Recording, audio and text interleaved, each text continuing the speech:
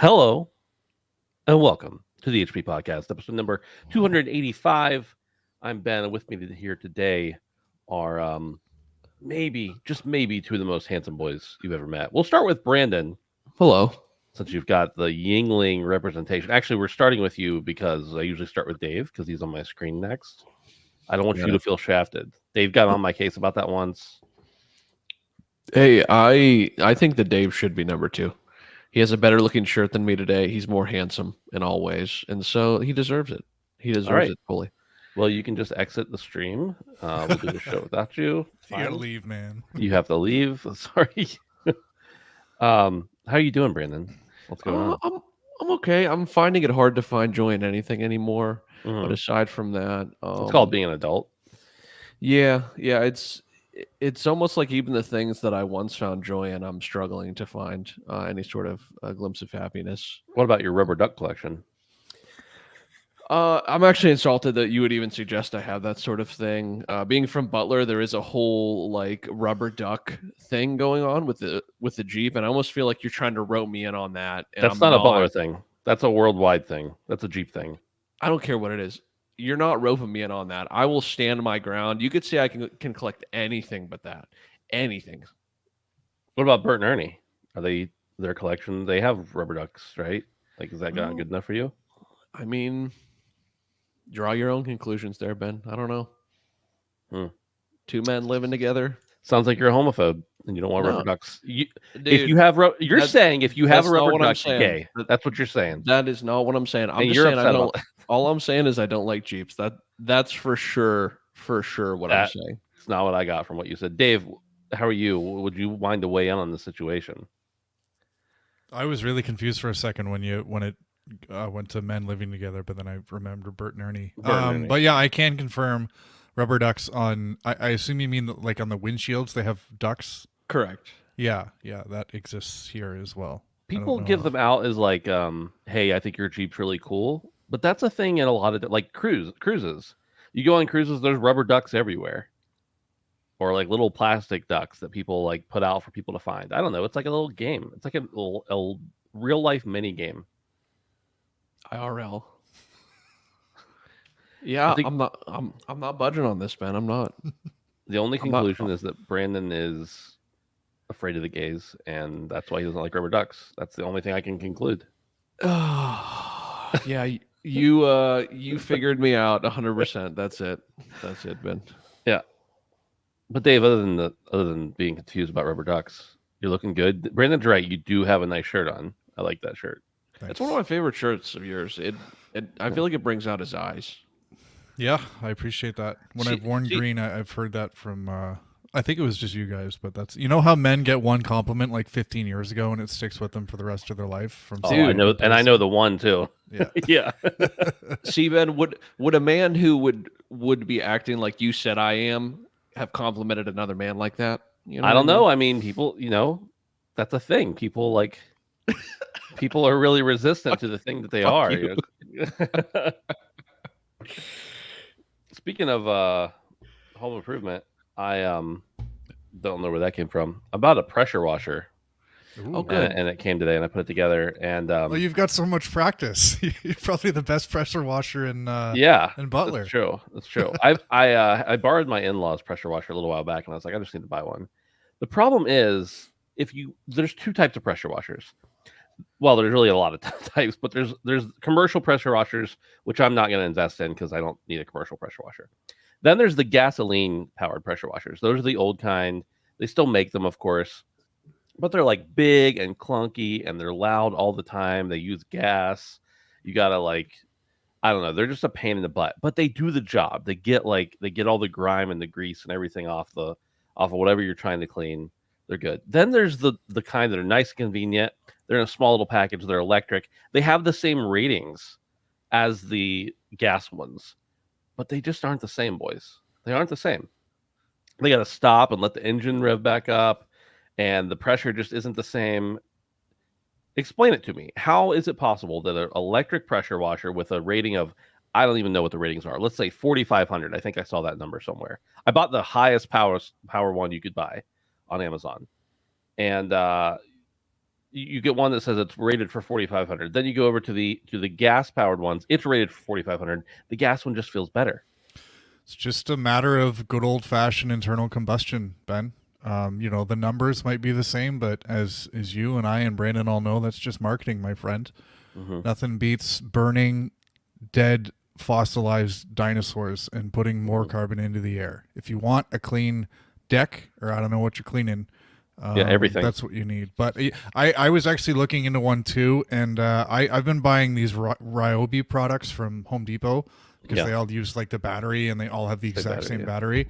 And the one I almost bought, I read closely, and like it was a pressure washer that was literally just designed for like cleaning your driveway, like just of dirt and stuff. I'm like, my hose can do that with like a gun from the dollar store. So yeah, I agree. There's only really one kind of power washer, and it's loud and it's mean and it does the job. But the battery stuff is not great. I got one. So I have an old gas powered one, but it's like, it leaks oil and the one tire's flat and everything else. And it's powerful, but my wife was like, I also want to be able to use the pressure washer when I need to. So I just bought one of these. It's like you could literally strap it to your back if there weren't cords attached to it. Like if you didn't have to run the hose into it, you could strap it to your back, run around with it. It's super lightweight. It's totally fine. But the electric ones, man, they'll still do the job, but it's just not quite the same. It's not quite the same. What are you trying to strip a deck or something, or just get dirt off? Like my house, it's got some moss on it, some from whatever that's called, the faces the north side. The north side of my house has some moss on it. Just to clean my house in general. We've got lots of sidewalks and walkways and bricks and everything else. So, and then just like, there's settings if I want to wash the car with it. You could do that too. You don't have to. I know you could do that with a hose, but why would you do that if you have a pressure washer? So yeah, it's just all around. Just what man doesn't need a pressure washer? What person, really, if you think about it? Amen. Yeah. Amen. I'm asking, what man doesn't? I'm asking, really. I'm agreeing with you. You got to have one. It's part of the rules. But I got it out. It works fine. Like it's stripping the dirt off the sidewalks. It's totally fine. But there is something lacking there. Have I beat this subject to death yet? I just think, when your buddy talks about his passion, like the pressure washing and how Ben, you have such a fondness for it. Sometimes you just let them go because you want to hear about what they have to say because it's interesting. Yeah. It's a perspective that I wouldn't have. I don't really have a passion for pressure washing except for in the game, just for the record. I don't know, dude. It might translate. It might translate. I don't know. The worst part about it is my house I got 2 stories and an attic story. So like to get the whole way up there and pressure wash, like it's not powerful enough to reach up there. I mean, a gas one wouldn't be either. So I got to figure that out. Maybe I just have a clean house like from halfway down. The rest of it's just... Dude, you got to get the red nozzle. You got to get the red nozzle, bro. The one that's like the super tiny one. Yeah, dude. Yeah. That's for up top. That's for can you even imagine? Like you're like, wow, I used the red nozzle and thought I did a really good job, but really it's just you look back a day later and it's just like a couple like streaks through it. Because lines. It's the most powerful one, but you're just getting a line instead of like a nice like yeah. My son was like, can I try it? I was like, here. I handed it to him and he pointed it at the ground and I was like, whatever you shoot with that, prepare that you're cutting through it.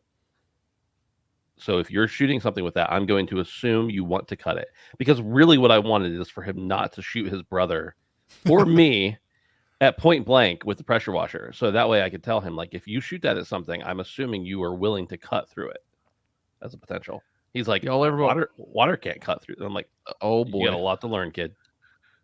Y'all ever been cut with water? Yeah. I used to work at a car dealership where we used pressure washers all the time. Yeah. It's a certain kind of pain that's way different than any other kind of cut. You don't get to be a 36-year-old man with 2 children and not have ever cut yourself with water. With water. It's a rite of passage, really. That's right. Well, this is the HP Podcast. It's a show where we talk about video games and pressure washing, and sometimes, honestly, the two of those things together maybe just coincide. You can support us if you want to for as little as $1 a month over at patreon.com/handsomephantom. Doing that really helps us out, helps support the show, keeps the lights on, as it were. And there are some lights. I got some lights right here in front of me, and they need your help. You can also listen to the show for free, totally free if you want. You can also listen to the show live. We're live on YouTube every Tuesday night at 7 p.m. Eastern. Or you could catch the show on Patreon, ad-free, audio access, Wednesdays about 11 o'clock Eastern, and then Thursdays for everybody else. We appreciate all of you. And no matter if you are a patron or not, we would love to have you over on our Discord and hang out with us, handsomephantom.com/Discord. It's a great place to chat about all sorts of different things, including, I don't know, rat beefs, buying a new home, maybe video games occasionally. Lots of stuff happens in there. So be a pal. Come on over and hang out with us in the Discord. Boys, let's talk about the first thing. And this I didn't have on the notes initially, but it just popped up on my Twitter feed about an hour before the show started. There are changes coming to Game Pass. And this is directly from WindowsCentral.com, specifically Jez Corden. The title is Xbox Game Pass is getting major changes with a new tier without day one games and a range of price increases. I'm just going to cut down to the bullet points he lists here because that's really what the meat of this story is. That's what everybody wants to know. Soon, Xbox Game Pass for console will be shuttered for new users only. So if you are a new user to Game Pass, you can not just get Xbox Game Pass for console. It is going away. Users currently on Xbox for console will be allowed to maintain their subscription, but if you lapse a month, it goes away.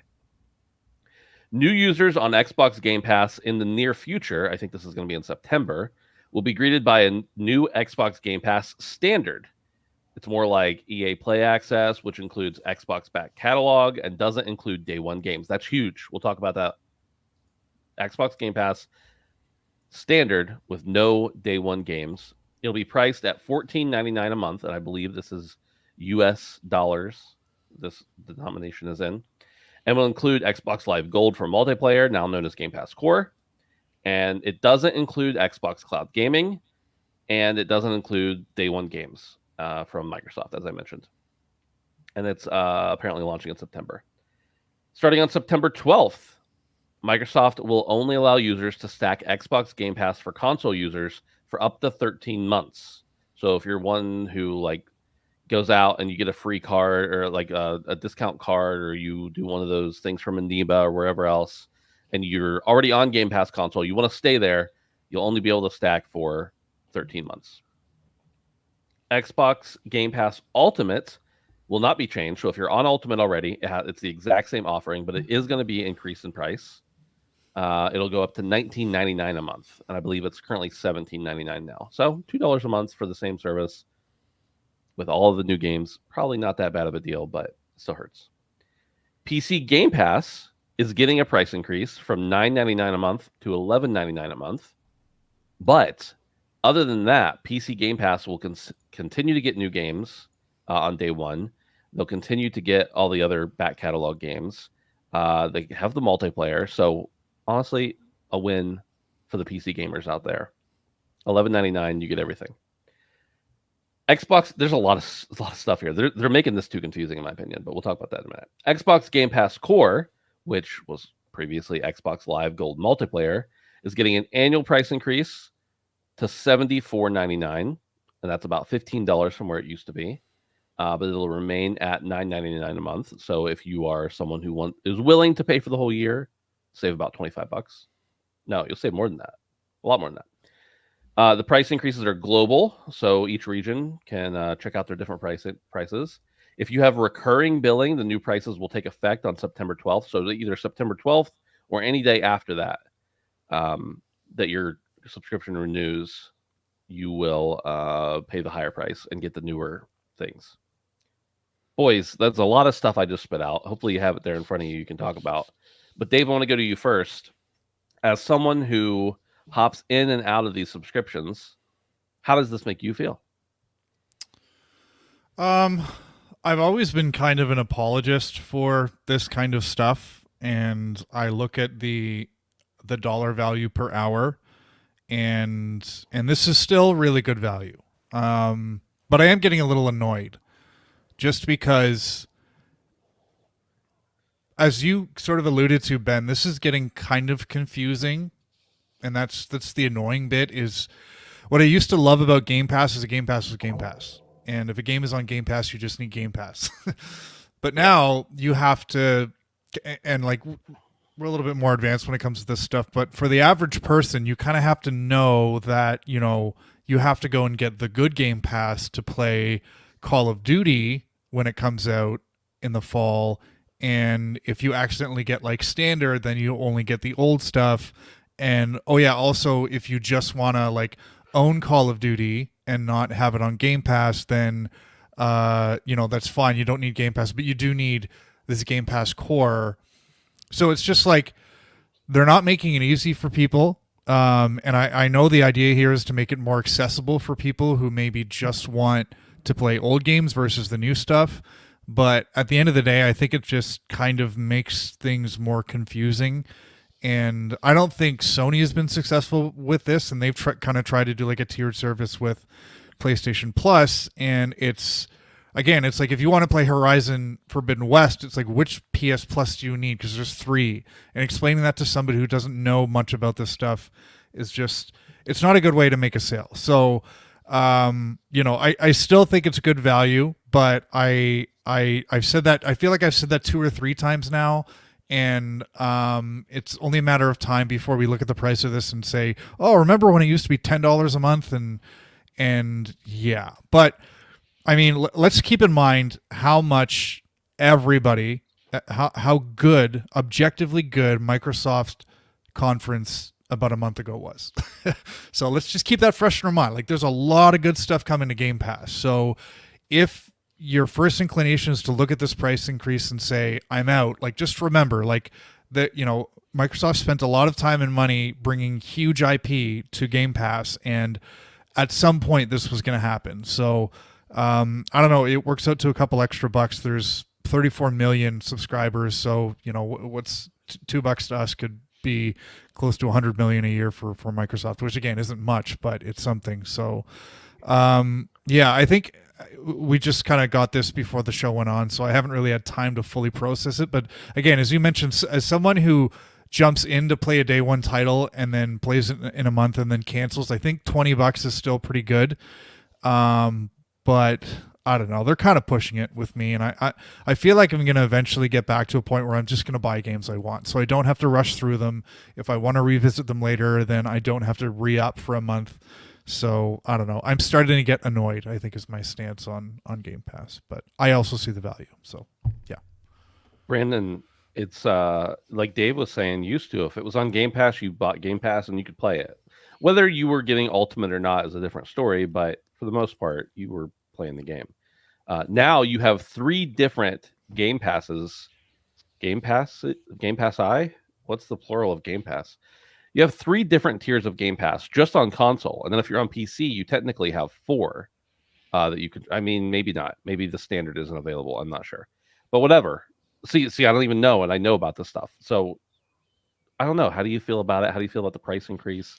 Does this affect your desire for 1 month to jump in and out?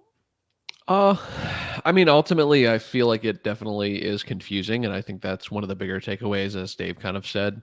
I think it's kind of interesting that they're branding the lowest tier as standard when they've had such a push that everything that comes to Game Pass, it's like the standard, right? Is that it's like at the conference, it's like first party, day one on Game Pass, day one on Game Pass. So how you can brand that as standard, like I understand it is a branding thing at the end of the day, and they don't want to call it like Xbox Game Pass less than or something like that. Like I understand that. Like, of course they want it to seem like standard, but to me, it's kind of strange as a consumer and someone who's in the know about Microsoft for them to like call this standard when I am under the assumption that the standard is that everything comes to day one Game Pass as far as first party goes. So that's kind of strange to me. I mean, ultimately, I don't think the price increase is that egregious. We had speculated that something like this would happen. And even if, you know, around the Call of Duty conversation, we weren't having this conversation, it's going to happen. And it keeps happening with these services. It's just kind of like, an expected thing at this point. As far as me personally, I mean, I'm really pleased to see that PC Game Pass is not going up by very much. $2 is not that much. I agree that there still is an immense amount of value. I am incredibly happy that there isn't a second tier for PC Game Pass, because they could have easily done that, and that would have really pissed me off, to be honest with you. The PC gamers would not have stood for it, in my opinion. Yeah, I think they know that. If they had like a PC Game Pass, what are they calling this? I don't even know. There's so many fucking bullet points here. PC Game Pass Ultimate and then just regular PC Game Pass. Like, I could see a future where that's a thing, but I'm glad it hasn't happened yet. Because that would stop me from going in. Personally. So I don't think the price increase is awful. But yeah, it is what it is, man. Dave's right though. I mean, they got a lot of stuff cooking. Gotta pay for the investment that they made, and yeah, I don't know. It is kind of weird because I feel like forever a year's worth of console, online subscription was like $60 forever. So I guess it's probably about time that it's more than that. It just sucks. Well, in fairness, that $60 before all the subscription stuff, all the other subscription stuff started rolling around, that was literally just to play online. That didn't include any games. So, but and Brandon, I just wanted to correct you before you get corrected by the audience. The standard, believe it or not, unless I'm wrong, I don't think standard is the lowest tier. I think core is the lowest tier. But doesn't core just give you? Core gives you the ability to play online, right? And like a select specific library of games. Okay.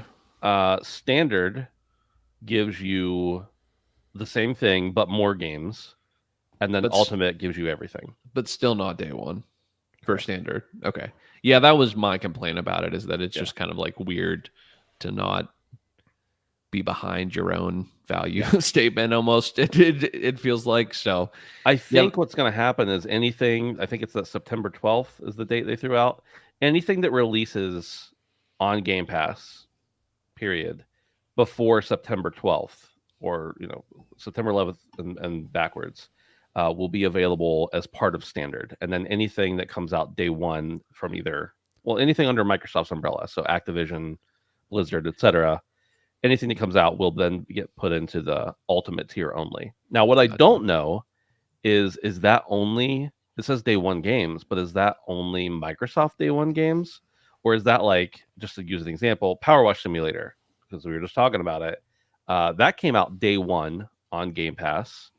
Is that a day one game, or is that fall into the other category? Is it only Microsoft, or is it everything? I didn't read that anywhere, but that information could be out there. I just haven't gotten it yet. It's just like you expect me to never forget, and then the very next day we do this. Mm-hmm. First we got the 11th, and then the 12th. This is the Gamer 9/11, but it's 9/12. Dude, it's kind of a running theme of like an inconsistent strategy from Microsoft, and there's another story that we're going to talk about a little bit later. We're going to talk about it next, actually. Next, decided to move it up. I don't know. There's just seems to be, as you mentioned, Brandon, like there was a time where the standard was it was going to be on Game Pass, and now it's like that isn't true. So something's going on over at Microsoft, but yeah, not cool. Well, speaking of the next story, I titled it No More Xbox Needed. And this is a story, comes from videogamer.com. There's a little bit of backstory here, but I'll just read it as it is for now. Xbox's future in console gaming is unclear, with its recent unpublishing philosophy aiming to spread its games across multi-platform. Alongside the emphasis on cloud streaming, it's pushing through Amazon and Nvidia partnerships. It's never felt like there's less interest in the hardware suite. The latest advert reiterates that, telling players that they don't even need an Xbox anymore. Quote, no console, don't be scared, the Xbox ad headline reads. It's followed by a video parody of Scream in which someone is asked to play Xbox. Since they don't have a console, their only option is to play via Amazon Fire TV, which, by the way, Amazon Fire TV, for those who have access to streaming, which I believe is only Ultimate, went live yesterday, which I'm kind of I kind of want to check that out, even though I hate cloud gaming. While it's creative, it's certainly a bold statement. You don't need an Xbox to play Xbox, the voice of corporate marketing says. The advert marks the launch of Xbox gaming on select Amazon Fire TV sticks. Players will be able to stream Microsoft's library of games via a Game Pass subscription and a Bluetooth controller. And that would include any controller that can connect through Bluetooth, I'm pretty sure, including the DualSense. I'm relatively certain. Dave, you were kind of alluding to this story, I believe, a moment ago, if I'm correct. How do you feel about that? For the longest time, it was, well, I want to play that game, but I don't have that console. And now it's like, oh, do you have a Fire Stick? I don't know the numbers on Fire Sticks, but there are a lot of them out there. There's a lot of them, and they're cheap. I think I bought the Fire Stick I have, the 4K Max or whatever, because we didn't have a smart TV at the time. I bought it last year or the year before for like under $50, maybe under $30, honestly, on Black Friday or something. But anyway, how do you feel about that? What do you think it means for Xbox in the future, etc.? It's funny because I'd been in the market for a streaming stick for quite a while, and I finally pulled the trigger on one last month, and I ended up getting a Chromecast. So kind of kicking myself for that a little bit. Because as far as I'm concerned, they're all the same, but this Amazon, a Fire Stick, it would have made the difference for me. So let me just interject real quick. Here's the biggest difference.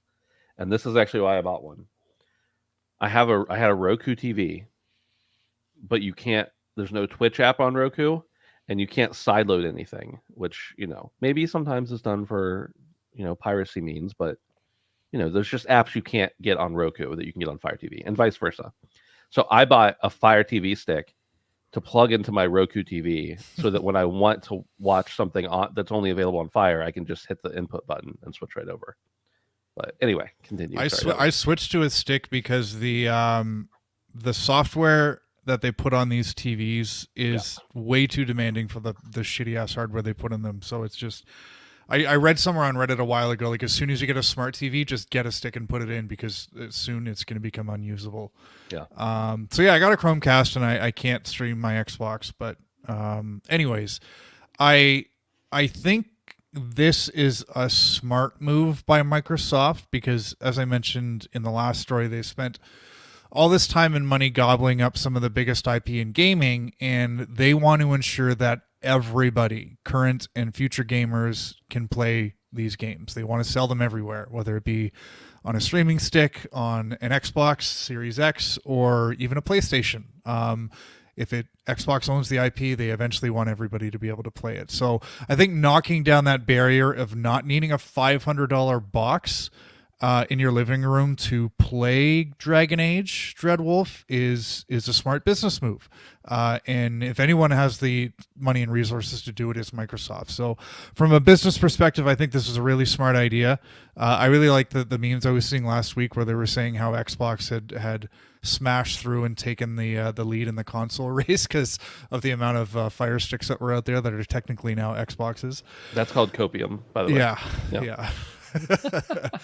But I think where and I mentioned it at the end of the last story, where I'm feeling like there's kind of a really inconsistent message coming from Microsoft is I feel like for a while now, like people have been questioning Phil Spencer and Sarah Bond about like, what is the future of the box? Because it seems like every step you take, you're making it less and less important to even need this thing. And now we have an ad that actually says you don't need it, no more Xbox needed. So I just need to understand what the future looks like, even if it's going to be like an unconventional one. It just seems like, Microsoft does something, but then they say something else. But they've just insisted that the box and Xbox isn't going anywhere. So I'm wondering, like, is the next Xbox going to be positioned as like a hardcore option for people who want to kind of play, at the highest FPS with the best resolution, that kind of stuff. And if you're more casual gamer who just wants to jump into Call of Duty every now and then play on your Fire TV or play on a Series S type console, something like that. I could see that happening, and that might make sense, but I think there's a real inconsistent message coming out of Microsoft, and I really think they need to get things in order because I'm starting to lose faith in really what they are. Phil has always been the face of that brand, or recently has been the face of that brand, but I'm starting to feel like there's a disconnect between what he's saying and what the brand is actually doing. So I don't even want to believe him anymore. So, yeah, it is what it is, I guess. Brandon, how do you feel about it? Aside from your seething hatred that I share of cloud gaming. Yeah. Yeah, I mean, honestly, I feel like this is obviously a play to cast the net wide. I feel like this is definitely in a way to get the people that don't care as much about gaming into gaming. I think that something like this is obviously not the optimal experience. Dave said, if you want to be more casual and hop into Call of Duty, I can't imagine anyone, even people that play Call of Duty super casually, wouldn't feel like they wouldn't think that there was something wrong with their Fire Stick. They would think that the new Call of Duty sucks when it's like incredibly laggy and like, you know what I mean? So I don't know. I think that this is obviously good because this will pump the numbers on the thing that's making them the most money, which is Game Pass. But I don't think, at least in its current state, this will ever be any sort of replacement for anyone that actually cares about playing games. Not even in a necessarily a high fidelity, but just in a good way. Would it be cool to not have to bring your Xbox on vacation to just pop, a Fire Stick into your suitcase and a controller and take it and maybe play Minecraft because it doesn't matter as much that it's, not as responsive? Yeah, I mean, sure, that'd be awesome. But ultimately, I think this is good for them because this will do nothing but drive sales up of Game Pass. This just allows so many more opportunities for people to buy into the ecosystem.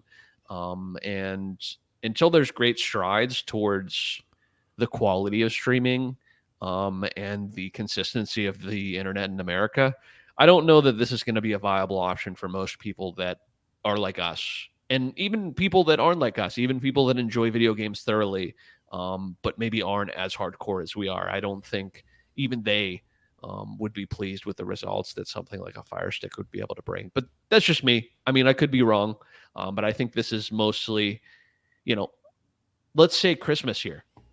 I'm not saying, maybe mom doesn't have enough money to buy an Xbox and you can play Roblox. I don't know, like whatever on Game Pass. And it's like, it's obviously a no-brainer. But I don't think it's for most people that are already in the ecosystem. I think it's just a play to get all the people that are outside of it in.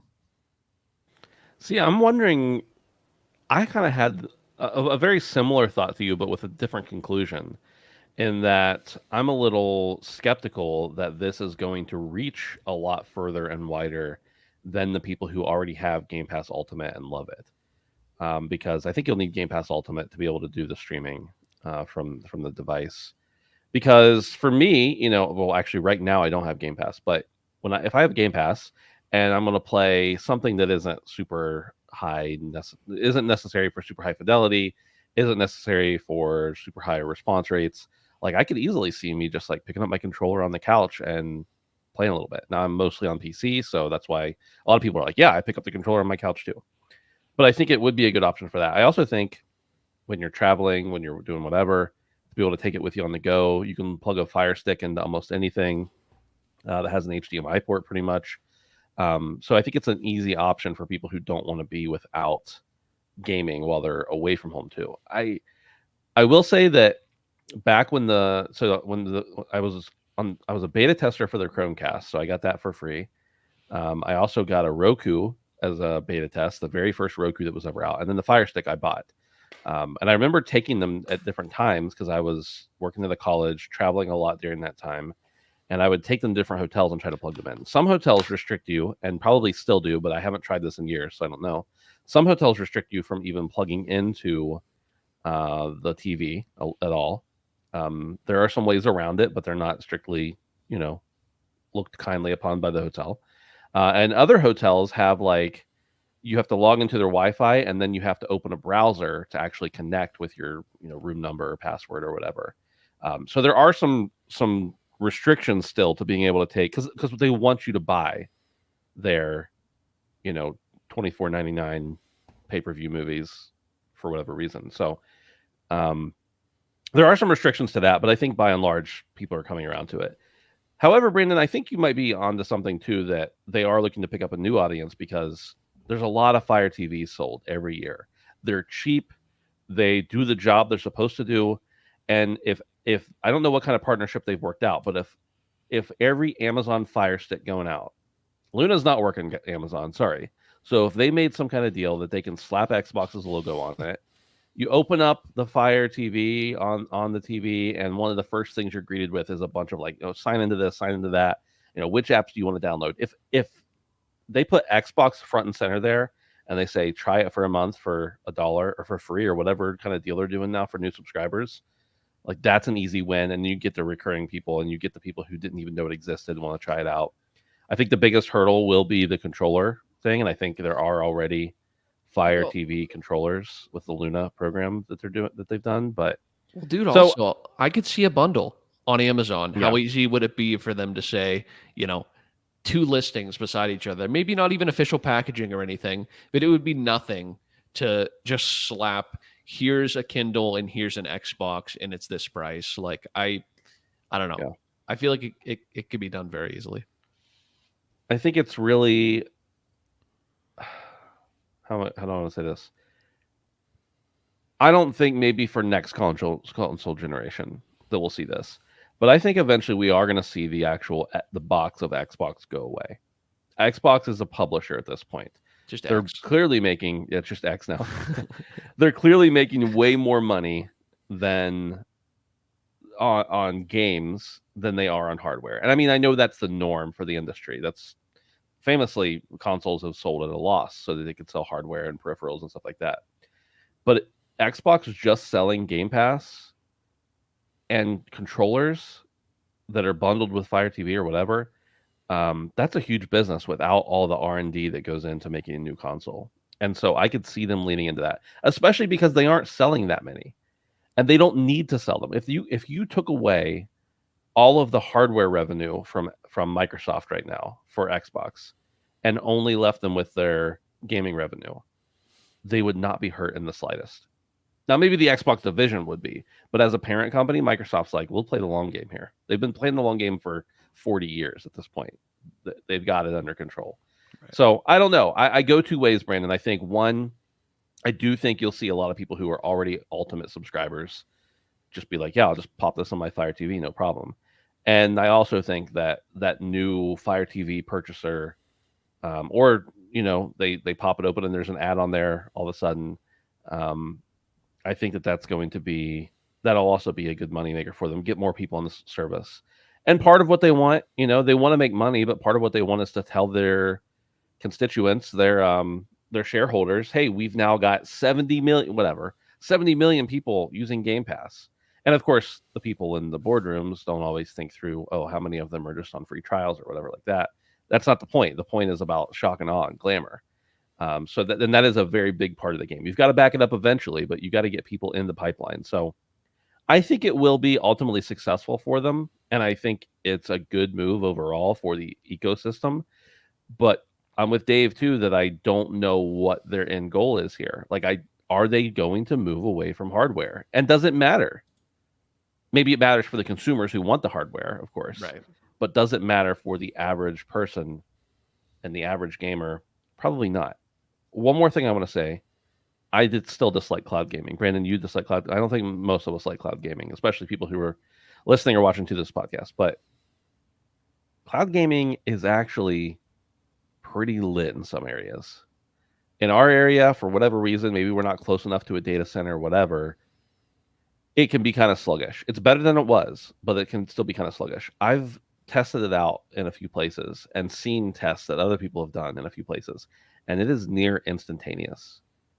I don't know what they've done. I mean, I know they've done a lot of stuff with their server side stuff, but it is actually pretty good. And I will say also, if they can adopt whatever Steam is doing, because I can take my Steam Deck to 3 states away and turn it on and remote play from my computer, and it's instant. Now, granted, the whole game is only coming across, the stream of the game is only coming across, not the whole game, but it is advanced. And if they can get on that same tech, and I think they got to move away from the Azure servers, honestly, but that's their moneymaker. I'm rambling at this point, but I do think that cloud gaming has come a long way from the last time probably we all tried it, as far as Xbox goes, because I know a lot of people are having great experiences with it. NVIDIA, their partnership with Xbox has been going really well, and people are very pleased with those results. Now, most of the time when I see people being like, "This is actually pretty good," I'm like, "Yeah, you're an idiot, and you don't know what latency is." Right.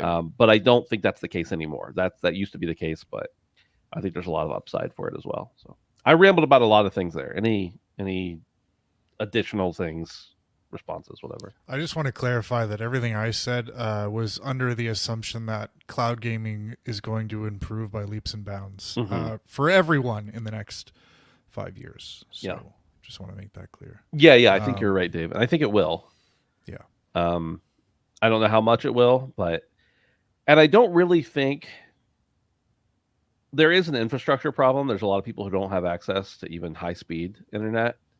But honestly, a stream of something, you get a little more latency, but it can be a pretty good quality still at just a low download speed. What really I think the infrastructure that needs to improve and has improved is on Xbox's server side, because they essentially have to wind up a machine, on a server or whatever, but they have to wind up a machine for every person who's logged in, and to get all those server farms out there, that is a big project. So I think you're right. I think it'll keep improving. Man, if only OnLive could see us now, Let's go back to 2011. Tell OnLive, just hold out for like 14 more years. You'll be fine. You'll be making tons of money. All right. I moved stuff around here a little bit. I don't even know what's next at this point. Let's go with this one. PlayStation is returning to the Tokyo Games Show. And this goes to the heart of something we talk about pretty frequently. This comes from Video Games Chronicle. It says, the trade show, which will take place in September, will see 731 exhibitors and 3,190 booths. The show will take place, I can't even read the name of that city, I'm sorry, but in China. No, not in China, in Tokyo. Oh my God. Change the name? Or? Okay, all the names of this place are Chiba City, Chiba Prefecture. I don't know what the order of those is, but I was just reading Chiba, and I was thinking China. Sorry, it's not true. It's Japan. Tokyo specifically. Sony was present at Tokyo Game Show 2023, but only presented independent titles as part of its involvement in the show. Capcom, Konami, and other large Japanese publishers have also been announced as attendees of this year's show. It's currently unclear what Sony plans to exhibit at the show, as its largest current unannounced titles, such as Astrobot, will have been released by the time the show takes place. It's expected that 250,000 visitors will attend the show when it takes place from September 26th until the 29th. PlayStation's attendance was under question following recent news that it had reportedly decided not to attend Gamescom.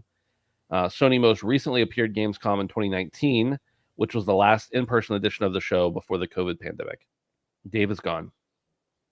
That's okay. Sony recently said it expects PS5 hardware sales to decline in its current year, which runs into March, and confirmed it has plans to release no major existing franchise title during this 12-month period. Dave is back in the waiting room. Here we go. So, Dave, welcome back. I'll give you a second. Brandon, we've been talking for a long time about how we want to see people return to these shows. And PlayStation being at TGS is great. Yeah. They're not going to be at Gamescom. That's okay. But I don't know. How do you feel about these shows in general at this point? No, I mean, I think it's good. And it's understandable why a Japanese company would go to a large Japanese show. I think that's kind of the biggest takeaway there, is why they potentially aren't going other places.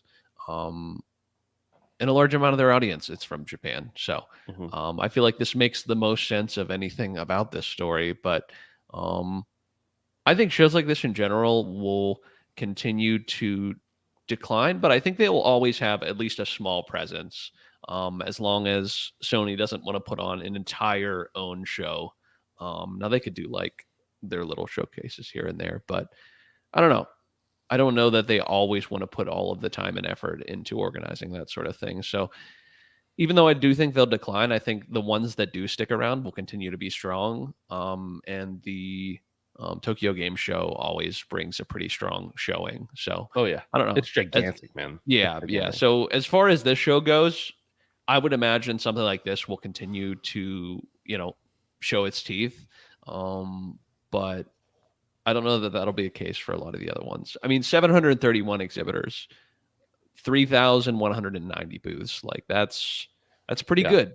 That's pretty good. So I think that the ones that are sticking around will continue to grow in strength. Maybe not grow in size, but grow in strength, because you'll have the people that are loyal to it stick around. But yeah, I don't know. This is good. I'm glad Sony is coming to this because I feel like it is important for the big guys to come to things like this. Yeah. Dave, your thoughts not only on trade shows as we know them, but also, what do you think Sony, like, what do they have to show? Why are they even going to be there? What's the point? Unless new hardware? Yeah, I'm kind of at a loss as to what they might be showing, but what I do know of Sony when it comes to these shows is they're not really one to mail it in. And I'm thinking about my two experiences at shows like this, which was PAX 2019 and 2020, and in both cases, Sony showed up with, one year it was Days Gone, and the second year it was Final Fantasy VII Remake. Weren't. That was Square that brought that. They weren't at 2020. But even like with Days Gone, I remember thinking like, this is an indie show. This is half indie, half tabletop gaming show. Yes, Nintendo comes and they bring, their big thing, but Days Gone was a game that like a lot of people really wanted to see and really wanted to play. And they had like a massive exhibit, and they had a statue of Deacon on his motorcycle, and it was really cool. And I just thought, Sony didn't need to come to the show because it doesn't really have the same eyes on it as like E3 did, or more recently Summer Games Fest did. So I don't think Sony is just gonna kind of pop in. I think they have something to show if they're taking the time to go. And as you mentioned, Ben, it could be hardware, and as the story mentioned, this is kind of a time when hardware sales are starting to decline, so maybe this is an opportunity for Sony to show off their mid-gen refresh in their home country and really sort of make a big bang ahead of the holiday season. So the other thing it could be is new IP, because as it also said in the article, it's not going to be an existing franchise because they're not planning on launching anything within in the next year. But I think that's less likely. So my bet would be maybe something hardware. In any case, I wasn't interested in paying any attention to Tokyo Game Show before, but now I'm going to keep my eye on it. And this makes me wonder if maybe we will start to see a bit of a renaissance when it comes to these shows, which again, they've only really sort of been on the down low for about 4 years or so. And, there was a lot of talk around Summer Games Fest about how expensive that show became to get a trailer in. So maybe some of the bigger of the big three are starting to realize that maybe there is still value in going to these shows and having our big reveals there. So I do hope that's the case because, I had a lot of fun going to shows, and I have a lot of really good memories of watching E3 when I was younger. So maybe we will have a bit of a return to form when it comes to traditional in-person shows. And that's what I'm hoping for anyways. But yeah, we'll see. It'll be interesting to see what they bring, period, because I guess they said they're not going to release any major existing franchise titles during the 12-month period. They said that in March. That doesn't mean they couldn't announce something. So maybe it'll be a new announcement, or maybe they'll just, you go to a lot of shows. We've been to PAX multiple times, and you walk up to a booth and you're like, this game looks really cool. When's it coming out? And they're like, oh, it came out 3 months ago. And you're like, I no longer care. Right. I don't know what that is about. I mean, maybe it's that we were always there reporting on things and whatever, but in a trade show with, 250,000 people in Japan, in their home turf, whatever, for Sony to go in and be like, hey, have you played Astrobot yet? Here it is. It's out right now. Go buy it for however much it's going to be. That might be an effective strategy if they don't have anything else new to show. But I don't know. We'll see. I guess we'll find out in September, right? Yeah, right around the corner. End of September. Okay, let's move on. What's the next thing we're going to talk about? Netflix's Horizon show has apparently been canned.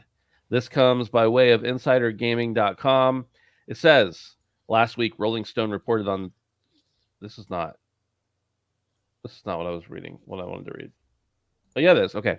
Last week, Rolling Stone reported on toxic behavior perpetrated by Steve Blackman, a showrunner working on the Umbrella Academy. These claims were laid out by no fewer than 12 workers, and the reports made their way to Rolling Stone, which subsequently investigated, uncovering quite the controversy.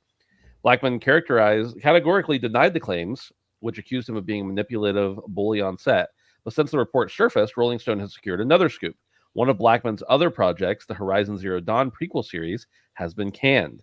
The topic of a Horizon-based TV show has long been discussed, given the series' rich and immersive story and gorgeous world. It's the perfect title to adapt for a live-action series, and it was placed to be in development at Netflix until now. According to a post by a reporter at Rolling Stone who covered the original Blackman story, anything attached to the showrunner has now been canned, including Horizon Zero Dawn and Orbital. It's not known how far the team got with producing the Horizon TV show, but it's not expected to have pushed too far down the line. It's likely that Sony will pick up the production of the series with another partner, especially given the recent success of other live-action adaptations. Now, I know none of us are really gigantic fans of these adaptations, but we also don't hate them, right? Like, they're not no longer are video game adaptations the worst thing in the entire world. But Dave, I wanted to hear what you thought about this. Both, I don't know if you have any thoughts on the director, but also just the series getting canned, apparently. Yeah, I feel like we started to see Sony really lean into this diversification of their IP in the Jim Ryan heyday.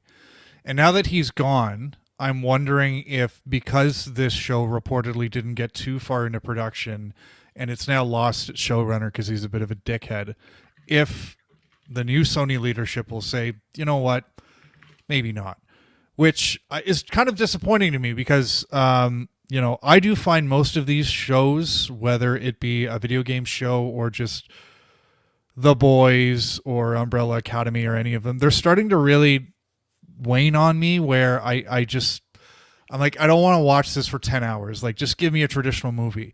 But the idea of a Horizon Zero Dawn show, I think sounds pretty cool. Like, I prefer a movie, but a TV show, if done really, really well, could be pretty interesting. So I'm a little disappointed to hear that perhaps this is at risk.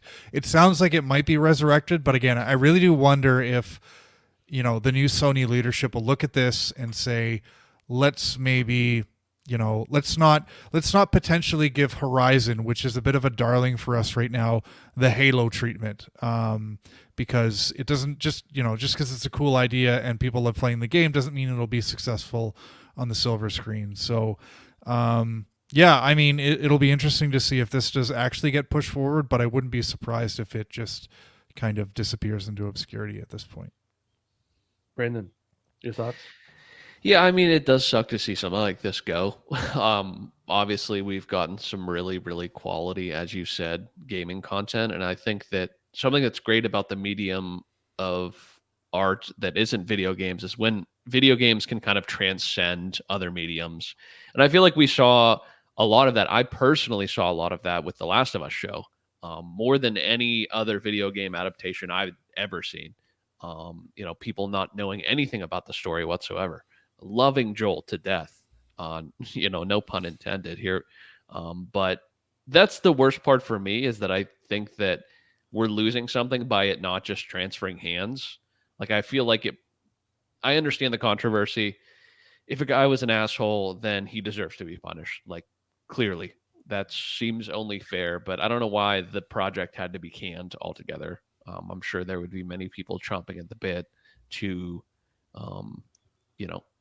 the people that already are in the Horizon ecosphere, the numbers are huge. So to add more to that, like, that's a huge opportunity for somebody. And I can't imagine there's not somebody out there that wouldn't be interested in doing that. So that's kind of my takeaway, is that it's sad for, like, video games as a culture, because we don't always get to transcend the medium. But it's also sad for people that are in the medium because, we want cool shows. It's the IP that we like. So, yeah, it sucks all around. But It is what it is. This sort of thing happens all the time. At least they said it now and not like made us wait another 2 years and then are like, oh yeah, that's Well, Sony hasn't said anything directly, or Netflix, as far as I'm aware, but maybe they will eventually. I imagine they'd have to, yeah. Yeah, especially since they announced it publicly. I think Right. they'd have to come back on it publicly. Right. It is interesting because, like, you don't want to get into. I mean, I don't know the specific. I didn't take enough time to look into the specific allegations against this person, but it sounds like they're probably accurate, or they're probably got some at least foundation in reality. But it kind of sucks. Like, I imagine there was something about that director that gave that lended itself to that show, or what Sony envisioned for it. And not to say that he should still be on it or anything, but I guess it's better than getting into a situation. You guys remember House of Cards, how good the first however many seasons were? And then Kevin Spacey, which he's been cleared of everything now. He probably did it, but legally he's been cleared. But like how the last season was just awful because they just got rid of him. And you don't want to get into a situation like that where you go forward with something that you know there might be a problem and then it becomes a bigger problem. And so I guess it is good in the long scheme of things. But man, Kevin Spacey's such a good actor. I'm sure he's not a great human being, but I'd love to see him back in more stuff. Like, honestly, just because he is such a good actor. I've always enjoyed him in Call of Duty. In Call of Duty, yeah, that was one of his best roles. This is what you call advanced warfare. that was the best line of the whole thing, man. That's what sold it. I saw something recently, and again, like I said, he's been criminally, legally cleared. Maybe he's totally innocent and guiltless, but I saw something recently where I was like, he was talking about how he's in super in debt and super, I saw that. Fighting this stuff. And I'm like, man, again, I think he probably, there's a lot of smoke for there not to be fire somewhere. But if he really is totally actually innocent, that really sucks. Because he was like, if anything he was saying was true, it was like, man, this is some rough shit. But this isn't a show about fallen actors. There are many. There are many. Okay.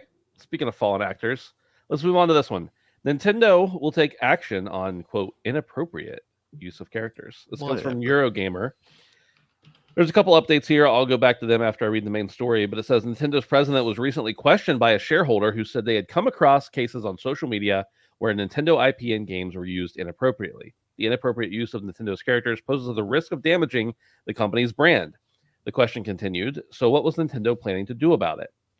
The president, Furukawa, said, I will refrain from commenting on individual cases, but we believe that appropriate action must be taken against any behavior that undermines this policy, without specifying what action that might entail. Our goal is to create an environment where everyone can enjoy playing games. We will continue to make every effort to ensure that our consumers are not made to feel uncomfortable, not only in our games, but also anywhere they come into contact with our IP. An update to the story on the 5th. Nintendo has responded to concern over the inappropriate use of its characters online and has said it would take appropriate action against anything that would make some players feel uncomfortable. I'm reading the same thing over again. That's the original story. The update on the 7th, which was 2 days ago, Nintendo's transcript of the question is reported accurately below per the company's own translation, but it appears the company censored the question itself, which specifically related to a Mario cosplayer in Japan accused of sending lewd images to minors, alongside minor changes to others in its recent shareholders Q&A. It's a me. Here I am. Ooh. Brandon, I figured this one would specifically appeal to your interests. How do you feel about all the Mario porn going away? Oh, will Nintendo single-handedly ruin Rule 34 for the entire internet? Will this set a new precedent for perverts everywhere? Will this destroy the incel community? It will. Sorry, you gotta go. You gotta go back to Overwatch characters and Lois Griffin. That's all you got now. PETA. Oh my god. Yeah, I mean, honestly, as far as I'm concerned, I kind of just say like fuck off. It's just like, I mean, that's kind of my stance on Nintendo everything. But where does it stop? You know what I mean? I know you want to keep the integrity of your brand, but like, I feel like it's almost, once you get the ball rolling on not being able to recreate your own art or your own interpretation of something, that represents something else. Like everything is derivative. Should somebody that wore a red suit and overalls in like, you know, the 18, you know what I mean? It's just like, should whoever invented that sue Nintendo or like try and take legal action against them? Should Italians try and take legal action against Nintendo? Like, I don't know, where does it stop? So yeah, I just like I understand where Nintendo, specifically if they're referring to this specific incident, how this could be bad and how this could tarnish their name. Yes. But once we start dipping into like people's own creations of something that's derivative of their brand and not a direct ripoff, because there's plenty of ripoffs. We go to these shows and we see people print off fucking Mario 1-to-1, just a screenshot of that. Like that is probably objectively wrong if you're not adding any sort of, artistic integrity to it whatsoever. But like, not everything is also lewd that people make about Nintendo. So like, I mean, a lot of it is. Well, I mean, that's just the internet. You know what I mean? Like, humans are horny. That's just the way it is. That's why Rule 34 is there. Dave, you know what Rule 34 is, right? I didn't before you mentioned it, and I looked it up. Dude, so I can't stop laughing. Dude, if it exists, it can be porn. That's that's Rule 34. So like, yes, that is a part of, owning a popular icon, right? But like I said, it's not just all that. And I would hate of everything, the big titty Bowsette goes away, fine. But I would hate for people that legitimately have like good Pokemon art, people that have good Mario art, people that have, Donkey Kong, whatever of any sort. Because like I said, this will set a precedent if Nintendo sets it. And then once they set it, why wouldn't Sony go after this? Why wouldn't Microsoft go after this? And that's my concern with it, is that like once we get into these weird areas, it's just like everything is derivative. And so there has to be some line drawn. That's all I'm saying. You're going to start seeing Doug Bowser stomping into the Pittsburgh RetroCon and just ripping artwork off people's booths. No, dude, he's going to execute people. That's yeah. like live. He walks in with a sword. Just yeah, Dave, Link's sword. Yeah, yeah. Dave, what do you think? I think Nintendo would have committed war crimes in the late 90s if they had owned the Tomb Raider IP back then with what people were doing with Lara Croft. But I mean, if we all Photoshop a horse cock onto Toad, like Doug Bowser can't kill all of us, right? So just take him down. But I don't know. It's the Rule 34 thing. I didn't know it was a thing before, but I was kind of thinking. Oh, sure you didn't, Dave. It's the internet. Like this kind of stuff exists, and it's always going to exist for everything and everyone. So I kind of feel like Nintendo. Like I understand Nintendo's reaction. This is just how they treat their IP, but I feel like them going to these lengths with this sort of thing is just kind of bringing more attention to it. And I wouldn't have known about this otherwise. So I don't know. I do think they're going kind of far, and I agree with what you're saying, Brandon, that they're opening up a can of worms here. That do they really want to go down that road where people are afraid to have that connection to their IPs artistically? So yeah, I don't know. I think Nintendo's overreacting a little bit here, and I mean, I didn't look at Peach any differently, knowing that stuff existed on the internet. So. I think it's interesting because are they gonna start like are you gonna be allowed to cosplay as Mario or whatever? Yeah, it's like even in the promotional shit you put on Cappy, it's like, are they gonna come after you? They're like, keep the hat, but don't wear it. You're gonna tarnish the brand. Come on. Go ahead, Ben. I'm sorry. No, that's all I had to say. It's just I can just imagine, like, we're having a cosplay contest, but don't you dare come dressed as Bowser. Don't you dare. Doug Bowser is going to be here to kill you.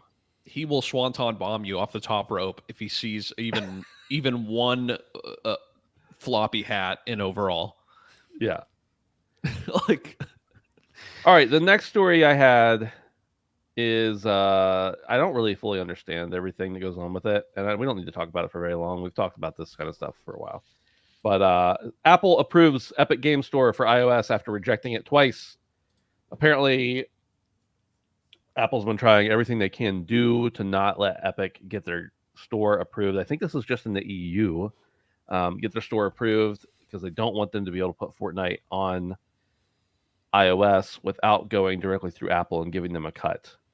That's the story, basically, is that they've now approved it, and there's a lot more technical jargon that I'm not really familiar with. But either of you guys have any real thoughts on this, or do we want to move on to what we've been playing? Yeah, I mean, I obviously think this is good. Yeah. And that EU legislation occasionally is stricter on big companies than America. And I think that this is good. I hope it sets a precedent. But yeah, I think it would be really good for the industry in general. Hopefully it's not just like a bunch, like every game. I mean, I don't really mind launchers, but if I have to download a bunch of different stuff on my phone, that's a different story. I don't want to have 15. Not that I play games on my phone, but right, exactly. So I don't want to. I mean, for apps, even like if you decide that you want your really good calculator app to be through your own app store, I don't want to have to download a new app store just to download the game or the calculator. So, right, yeah. All right, let's move on to what we have been playing. Brandon, we will start with you. Yeah, so I'll just touch on what I've actually been playing. That I played the last 2 weeks. First, I've been playing more Elden Ring. I honestly been cool, and I've been having a really weird week. I haven't played that many video games at all, to be completely honest with you guys. But I did play a little bit more of Elden Ring, a sitting or two, and I'm still enjoying that thoroughly. Nothing new to report there. But something new I checked out, and I checked it out with you, Ben, was a game called The First Descendant. I don't know if you guys know anything about this, Dave, if you've heard about it. Saw it all over the place. I can't remember where it was announced, but people I work with were talking about it. There was some betas going on, and now I guess it's in full release. It's a free-to-play game.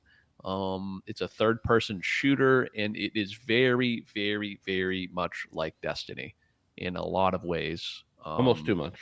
Yeah, almost. Arguably too much. But it was a lot of fun to play. It was good to play with Ben. We hadn't played a shooter in a minute, and it felt good to be back in that seat. I'm a sucker for shooters, and I'm a sucker for PvE. I will say that the performance was passing. It wasn't the best. It wasn't the worst. It did just fine. And as far as the game goes, it's your standard Destiny type experience. I mean, there's about 1 million currencies with 1 million different weapons and 1 million different loots. It's a game very much where you chase numbers just like Destiny. It's like, you do this mission and then you check the stat on this and say, hey, is this a higher number? Okay, put this on, transfer all my mods. Do I have enough of this currency and this currency and this currency to do this? Oh, you don't? Okay, well, you can pay $6 to get it. So, it is very much pay to win, I guess. I don't know. But I've not played it enough to know whether or not it's egregious. With the amount of things that you can purchase in the game, just straight up, I feel like you don't even hardly have to play the game. So I guess that in and of itself tells me that it's like a bad model. But the game is fun. And you certainly don't have to do that. I'm not tempted to do something like that. But having played it even for 4 or 5 hours, I can tell you a lot of people have spent money already. A lot of people. Just walking through the hub world, I see people that have bought premium skins. So clearly it's working. The game itself seems to be kind of a nice little loop. It wasn't very hard from what I observed from it, but we didn't get into the hard mode yet. So just kind of fun to derp around. Ben, I don't know what you thought. But I'd love to hear it. I'll reiterate, I won't reiterate a lot of what you said because it's accurate. Things I will add on. It is, so I played a decent bit more, Brandon, without you, late at night. And it does get pretty tough. Does it? Okay. Even with a squad of 4. Good. There were a couple missions that I just didn't have like anybody in the world near me, and I was doing them by myself, and I definitely was struggling more than I had been before. So I was pretty far along at a certain point, and it was definitely ramping up in difficulty. I'm a little, I think I'm a little bit over you have 8,000 different things you need to upgrade. Each of them requires 15 different elements, and each of those elements require 15 different materials to craft. Like, at a certain point, I just want to know, like, okay, I need to earn currency and then spend that currency to upgrade things. I don't want to have to go, and I know that's the whole point of a game like this, where it's just an endless loop of going around and collecting different things. It just gets, you know what happens then? I use an underpowered weapon and struggle through it and eventually quit. That's what happens, because in the first hour we played the game, Brandon, it does have a decent little, like, here's how you do this, here's what you do next, and that's good. But really, you forget all that right away if you don't immediately then use it again. And for every gun you have, you can upgrade your gun. For every gun, you have a different amount of slots where you can plug in these chips that enhance certain abilities about them. Each of those chips can be upgraded by doing other things and collecting different materials. Each character has different modules that you can configure them with, so that they have different abilities and different stats. And each of those modules require you to collect different materials for them to upgrade them. And if you're not upgrading all your materials, then your stats are just going to stay super low unless you get a crazy drop and everything. So I can't even remember the names of all the different things that you can upgrade. I want to say, if you just hop into the game in the first moment and you look at everything there is to upgrade, before you even get any extra stuff you need to upgrade, there are 3 weapons. Of course, you get millions of weapons every time you go on a mission. And most of them are junk, and you can dispose of them, which is nice. But each weapon you can upgrade, each module, and there can be up to like 10 modules you can equip onto a weapon. Each module can be upgraded. You can break those down and make new modules. Your character has different modules. Your character has different, like, things that they care. I don't even know what they're called because there's so freaking many of them. It's really annoying, in my opinion. Now, if I understood it a little better, if I played a little longer, I probably got, I don't know, double the time Brandon has in it at this point. Then maybe it'd be a little more tolerable once you understand it. But like, the curve to actually learn that seems kind of hard. Now, with that said, do you like looter shooters? You should play this game because it's pretty well done. It's a pretty good loop. It's a pretty fun experience. You feel really powerful while you're playing the game. You're blasting right through enemies constantly. Even on the harder, like on some of the harder missions, you still feel like a badass because you're just ripping and tearing through. So I will say, because I'm annoyed at all that different stuff, doesn't mean I'm going to quit playing until I hit a point where I'm hitting my head off the wall. But there is just legitimately so much stuff. Like at one point, I was like, okay, well, I know I can upgrade this gun, and I know that I can absorb another gun, like break down another gun and add to this one with it. Let me go see how to do that. And it's like, okay, well, in order to do that, not only do you need X amount of these parts to upgrade, you also need a certain amount of this other thing just to enhance them. It's like, okay, well, I have all the parts for the gun. Now, what do I need to go? I'll just go buy some of those enhancer things. No problem. And I go over to the person where you do the research. And in order to do that, I had to collect all these different items to do it. I think there were 4 different items and multiple of each of them. So I'm like, okay, well, what are these? Do I have these? I didn't have them. I was like, where can I go get them? I tracked it and I looked. Turns out you can't get those items. They don't exist in the game. You have to go and get other items to then craft into those. So there's like 6 or 7 tiers just to upgrade your gun.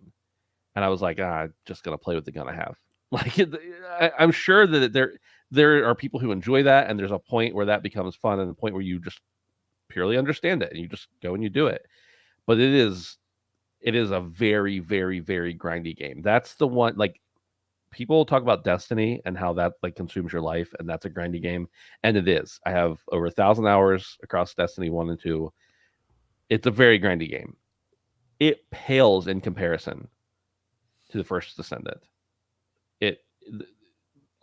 Maybe they stole all the icons and a lot of the game systems and a lot of the everything else. They amped up the amount of time you got to spend in that game to do the same amount of things. So I will say that if that kind of stuff bothers you, then maybe it's not for you. But if you like looter shooters and you don't mind the grind, it's pretty fun and it's free. And you really, unless you just need that skin, you don't have to buy anything. You can buy pretty much every currency, every material, etc., for real money if you want to. But that's not the kind of game it's going to be for me. It's going to be a very casual. Maybe I'll learn how to do some of that other stuff, but there's systems in that game I haven't even understood how to enhance them yet. So it's a little bit annoying in that way, but I am enjoying the loop. The actual gameplay of the game, I'm enjoying. That's about all I got too. That's pretty much all I played this week, other than the Sea of Thieves normal. Oh, that's not true. That's not true. I played Frostpunk, and I only played because I keep seeing stuff about Frostpunk 2 coming out. I was like, I'm gonna go back and play the original Frostpunk, and it's an RTS for lack of any kind of better word. It's a survival RTS. You are in a scenario where you're dropped into an area that's very cold, and you have to keep your inhabitants warm so they don't die. You have to keep them fed. You have to keep them housed. You have to do all the normal stuff you have to do in RTS, city building sims, whatever the category of the game actually is. It's exactly what you would expect. You have to manage your town. You send out travelers on an expedition. They go and they find stuff. They come back. It is a really cool process and a really good loop. However, I played 2 different scenarios. I got really far in both of them and eventually got exiled because I just wasn't taking care of my people well enough. The game moves super quick and resources are incredibly scarce, as you would expect. Like, this is a hardcore RTS game. So I think that's what the game intends. You're not going to win any match, every match you play, every scenario you play, just by raw sheer force, which I do enjoy. But after I felt like, I'm like, man, I've wasted 8 hours and only played, 2 scenarios and lost both of them. I was like, I'm just going to wait for the next one to come out because it's in like a couple months here. So I did enjoy it. I had fun with it. But it was just at the end of that, I was like, well, you know what? I'm just going to start the new one and figure out all the systems from the beginning, because I think eventually it does a pretty good job of telling you like what this system does or what that system does. But when you first start the game, you have like, I don't remember what it is, X amount of resources. And you can basically build with those resources, you can build 2 buildings. And if you don't pick the right 2 buildings, you're kind of just screwed and your people die and you get outcast. So I actually started the scenarios over like 3 times before I figured out the first time I played, before I figured out what those actually were, what I needed to build first. And that's just part of learning a game, I understand. But for me, it was enough. It's not a bad game by any means, but it was just enough that I was like, okay, I'm gonna move on. Train's here. Dave, what have you been playing? I have only been playing Doom Eternal, and I'm just about halfway through the 5th mission, but I'm pushing like 10 hours. I'm going through this game really slowly just because I'm trying to 100% the campaign.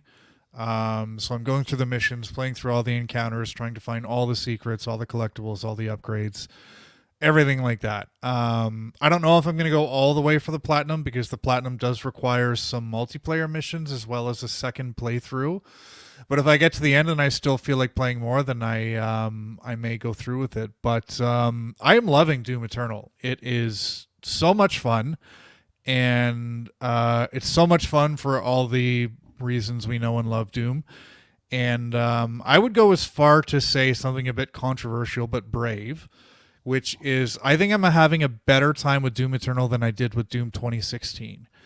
And I came on the show last week and said, I raised a bit of concern about the fact that Doom Eternal seems to add to the platforming, and I am someone who doesn't really like platforming in first-person games. But I think if I was to go back and play Doom 2016 now, I would feel like it was a bit one note compared to Eternal. And I know platforming has always been a part of Doom in like a light sense, and obviously Eternal kind of cranks it up a little bit with like, the spitting on the rails and stuff and climbing on walls and all that. But I'm really liking it as a way to kind of mix up the just the shooting action. So, and again, because I'm trying to find everything in every single level, I'm having to do some platforming puzzles that are a little bit harder than just kind of the ones on the critical path.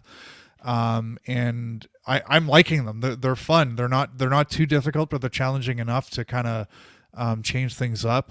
So yeah, I'm I just got to a point in the game today where I came to my first like toxic pond, and you have to pick up the hazmat suit, and I completely forgot about that from Doom 2 from 1995, and was like, oh man, this is so cool. So I'm getting a lot of nostalgia from just the gameplay and the pickups and the music and all that, and I'm reading all the lore as I'm going. So like I'm really drinking this game in and really having a good time with it. There's a little there's some quirks here and there when it comes to like when you get to the end of the level, like just before you finish the level, you unlock fast travel. And I think that's only really there for people who are collecting everything, which I'm doing. But if you progress to the end of the level, like the point of the no return, you lose fast travel, and you could replay the mission again, but fast travel is gone until you get to the end of the level. So I think that's kind of weird and kind of annoying. But other than that, yeah, I'm having a lot of fun with Doom, and yeah, I'm excited for next year's Doom, and I'm a little disappointed that I waited this long to play this game because it's so much fun. So yeah, I don't know if that's a controversial take that Eternal is better than 16. I mean, 16 is really good, but I think Eternal. I think most people agreed that it was better. I don't feel like it made as big of an impact. Like it didn't make as big of a splash, but I feel like critically it was better received. I'm also going back to that point in 2020 when Doom and Animal Crossing launched on the same day. It was a lot like Oppenheimer and Barbie last year. Right. Like it was just so, and that was during COVID, and there was all this like, oh, people are going to GameStop and they're spreading COVID and stuff. So it's funny to kind of rekindle those memories. But I want to be clear. Like I understand Doom Eternal is Doom 2016. Like it's very much just building on what made that game so good, but it just adds in a couple other things that I think kind of put it over the top. So a lot of fun. And that's all we got, folks. We appreciate you guys hanging out with us. Again, don't forget you can support us over on patreon.com/handsomephantom. As little as $1 a month. It gets you everything, honestly, that we have to offer, except for HP After Dark, and that's a month early at the $3 level. But support us there. We appreciate it. You can hang out with us on Discord, handsomephantom.com/Discord. We appreciate it. We'll talk to you next week. But not before we come up with a show title. No Xbox needed, dude. I like it.